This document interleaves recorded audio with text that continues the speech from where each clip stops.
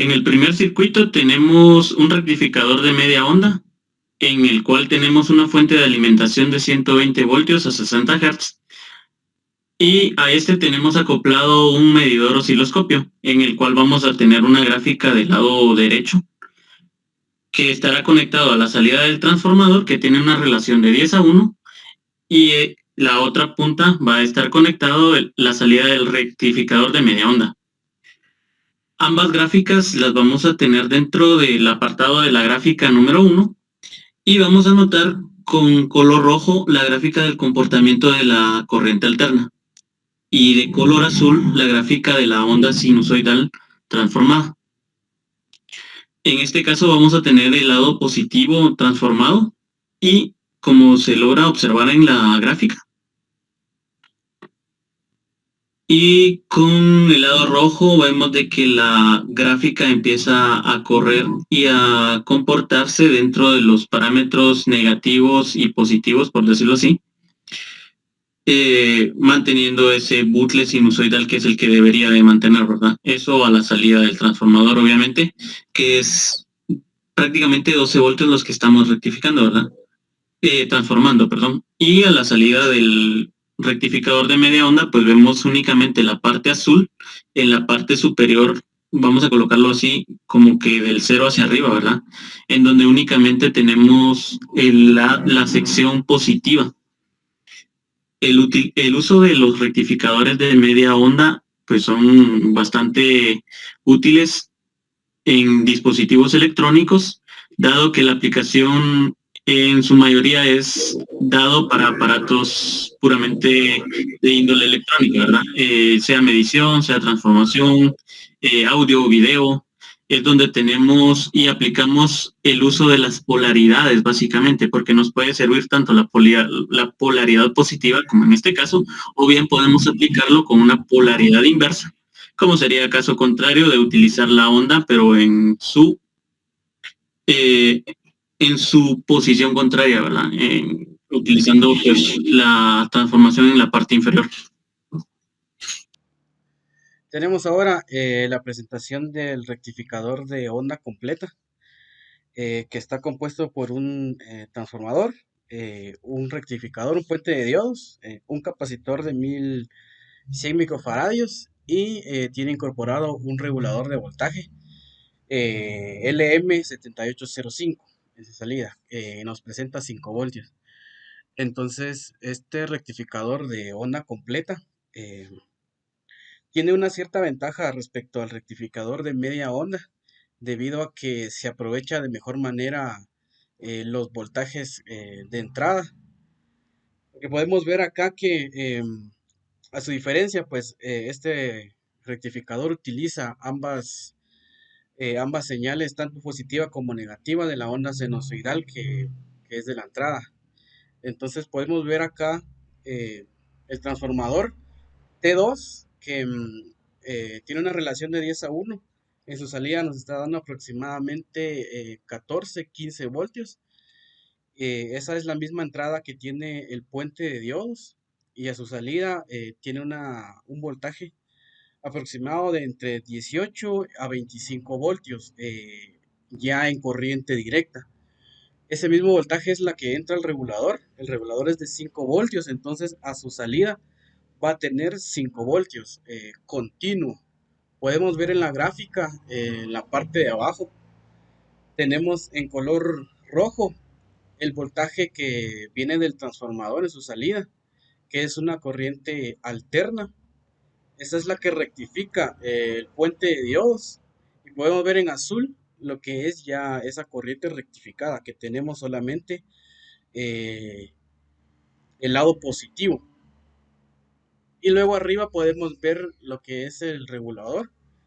En la entrada tenemos la corriente que viene del capacitor, que es la línea roja. Vemos que aún tiene ciertas variaciones que suben y bajan los voltajes, siempre positivo, pero no se mantiene constante. Luego a la salida del regulador, pues ya tenemos un voltaje constante de 5.16 voltios. Entonces de esta manera es lo que trabaja el rectificador de onda completa, que se aprovecha en los dos lados de la onda sinusoidal para tener un mejor voltaje, y luego incorporado al regulador, pues ya obtenemos una salida completamente estable y continua.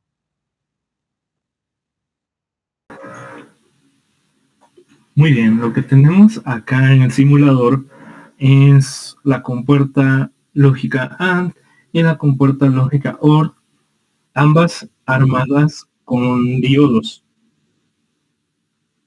En la parte superior de la compuerta lógica AND vemos que tenemos una resistencia y una fuente de voltaje de 5 voltios.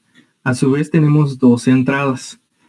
En ambas entradas podemos variar o cambiar el voltaje para modificar el voltaje de salida, el cual estamos midiendo con el voltímetro, ¿verdad? Todas estas fuentes de voltaje están conectadas a tierra.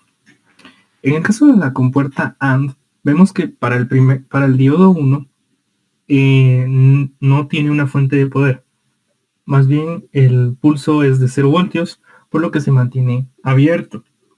Para el diodo 2 tenemos que está polarizado en inversa por parte de los 5 voltios de la fuente, pero a su vez tenemos otros 5 voltios arriba, que son los que pasan por ella, lo que produce una salida muy pequeña, considerada pues como una salida cero.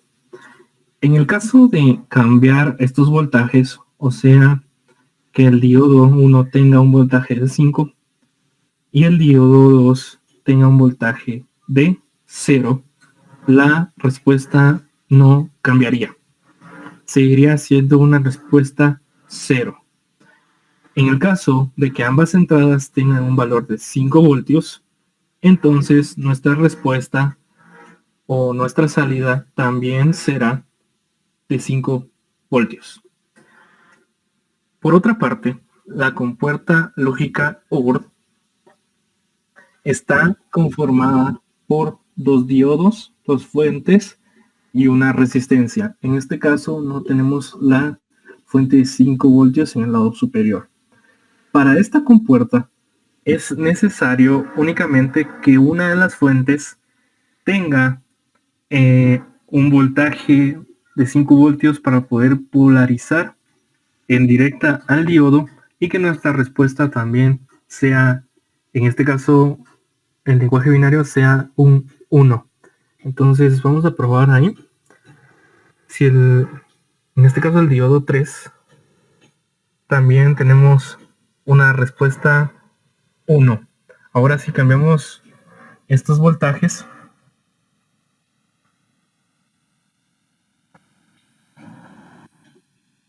en este caso están ambos voltajes con ambas entradas con 5 voltios, tenemos una salida OR.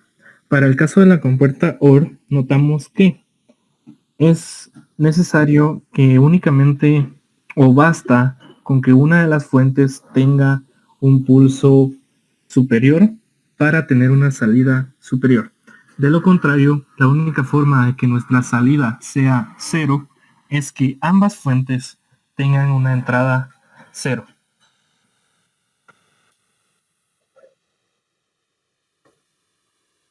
Muy bien. Ahora con la... Ahí está. Ahí lo podemos observar. Muy bien.